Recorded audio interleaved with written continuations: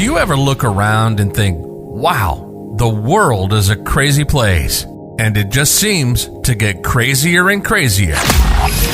Ease your mind and take a break. This is Fuel for the Soul with John Giftah. We're a hub for inspirational Christian sermons, practical keys for Christian living, and Christian discussions and interviews. You'll be inspired to live the life that you were created for. Your host is a top-ranking podcaster, best-selling author, world record holder, aerospace engineer, life coach, evangelist, and founder of John Giftah International. Welcome to Fuel for the Soul with John Giftah.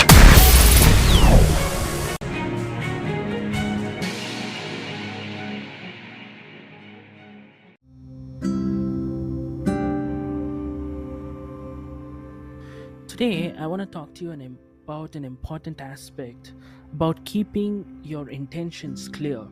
Keeping your intentions clear. Be clear on your intentions. See, there is an aspect where you need to remember that, yes, you need to be polished or you need to be refined in the way you speak, in the way you convey things. All that is true. But at the same time, you should also understand that you should be bold on your actions. You should be bold on your intentions. You should be in a place where you're saying, you know what, you let your yes be yes and your no be no. If you stand for something, you should show it. You should be able to, maybe with regard to your actions, with regard to your words, somewhere down the line, when there's a place where you need to stand firm on it, when you need to show that this is what you believe, it should be visibly seen. Okay, you can't beat around the bush all the time. You can't play it safe all the time. You need to understand there are places where you need to make your intentions clearly known. And one of the best examples I want to share quickly with you in today's episode is one of the brothers of Joseph, and his name is Reuben.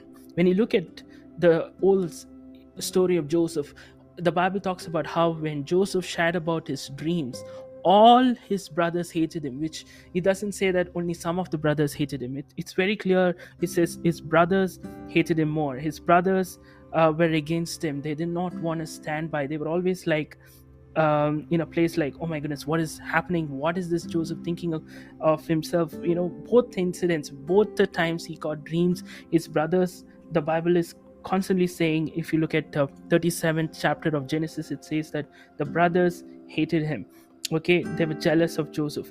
But you see, there was a time when Joseph goes to give food to his brothers to take care of them, and the brothers were plotting to kill Joseph. But here's the thing, verse 21 says that Reuben, the eldest son of Joseph's dad, Jacob, he says, when he heard about their schemes, he came to Joseph's rescue. He says, let's not kill him. Why should we shed innocent blood? Let's throw him into the empty cistern in the wilderness. Let him die without us laying our hands on him. But the verse goes on to say, he was secretly planning to rescue Joseph and return him to his father. So he had good intentions. He wanted to rescue Joseph. Even though you see initially all the brothers hated him, which means even he could have harbored some hatred, but he still had that love towards his brother. He wanted to care for him. He didn't want to harm him.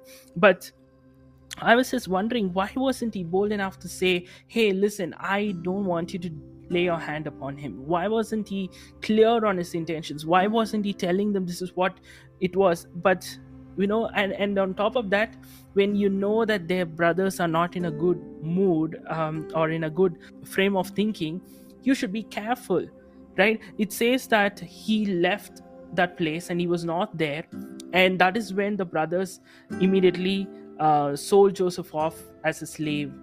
Okay, what I want you to understand is, if you see, I'm just going to the point quickly, that when he comes back in verse 29, it says, sometime later Reuben returned to take Joseph out of the cistern, and then he realized that they had already sold him as a slave.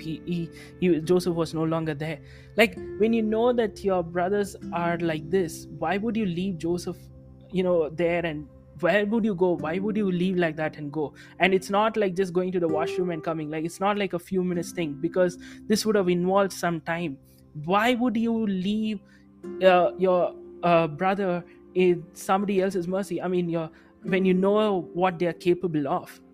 When you look at all these questions, you realize that he had good intentions, but he was not bold enough to walk according to those intentions. He had good things in mind. He wanted to do this to rescue his brother, but he was not bold enough to step up and do it.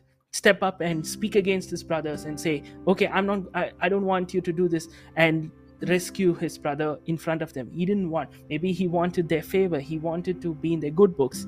You see, you have to be clear that just because you want to be in the good books of the bad gang, don't miss out on something good for your life, right? If Reuben had rescued Joseph, he could have been the hero of the story, but he didn't. He was not bold enough to do that.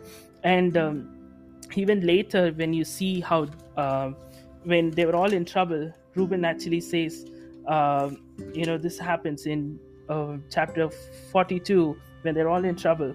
Reuben says in verse 22, "Didn't I tell you not to sin against the boy?" Reuben asked. "You wouldn't listen." Which means he had the thing to speak to them and say, hey, don't do this too. But he didn't have any hold, or it was beyond his control. Sometimes you see, you can have that stand, but you're not willing to go beyond it. See, sometimes you have to remember that Reuben was the eldest son, and as the eldest son, he could have taken the authority over his brothers and say, no, I'm going to rescue Joseph. But he didn't do it. He maybe spoke, he said don't do anything against him, but he was not clear on his intentions. And because of that, you see, even later, Reuben ends up losing his firstborn blessing. Okay, he was the firstborn. He lost that blessing because you see, the Bible actually goes on to say, if you look at Genesis 35 verse 22, that he actually slept with his dad's spouse. Okay, you have to remember something here. In fact, even when the Jacob was giving out the blessing in the end, he actually told him that you lose your firstborn blessing because you defiled your dad's bed, basically. In other words, what you see about Reuben, what you can learn from Reuben is this, that he was clear on certain things, that okay, I want to do something good. But you see something here, his intention was right about some things, but his actions were always in the wrong, and that's why he messed up a lot of things. Today I want to ask you this question. You may be in a place where your intention is right, but you're not bold enough to step up and do what is right. My challenge to you is, let your intentions be clearly seen, let it be clearly known, and let it bring forth something good in and through your life. That's what I want to share with you guys. This is a short lesson we can learn from the life of Reuben, right? This is one of the characters I always think about, and I'm like, oh my gosh, look at this Reuben. He actually had good intentions, but why? He didn't even get any special favor or blessing because of good intentions. You see, good intentions alone will not help you unless you act and let your good intentions bring forth some good results or bring good actions out of your life. You've been listening to Fuel for the Soul with John Giftah. We hope you were blessed and inspired to live the life that God has for you. Make sure to subscribe to the John Giftah YouTube channel for regular uploads of sermons, skits, interviews, and more. Follow John Giftah on Instagram for regular inspirational posts. And don't forget to check out the best-selling books written by John Giftah, Who Am I?, which will help you understand your identity, and the latest #1 bestseller, Unveil Your Purpose, helping you discover your purpose and to start walking in it. Make sure to leave a rating and review, and be sure to share it with your friends and loved ones. If you'd like to donate, you can find the PayPal link in the description. And if you'd like to invite John Giftah to speak at your event or to get more details, go to the website at www.johngiftah.com. See you on the next episode of The Fuel for the Soul with John Giftah. God bless you. If your heart stops beating now, do you know where you're going? If you came face to face with death now, do you know where you're going? And this is not a message of condemnation. This is a message of hope. There is a God who loves you so much. He sent His only Son, Jesus Christ, to come down and pay a heavy price by shedding every drop of His blood on the cross. Thank you for dying for my sins. When you believe in Him, you have free gift of salvation for you. That assures us that we will go to heaven when we die instead of suffering in hell forever. I just encourage you today to make the simple step of faith and say, Jesus, I thank you for what you did on the cross. Thank you for giving me this gift of eternal life.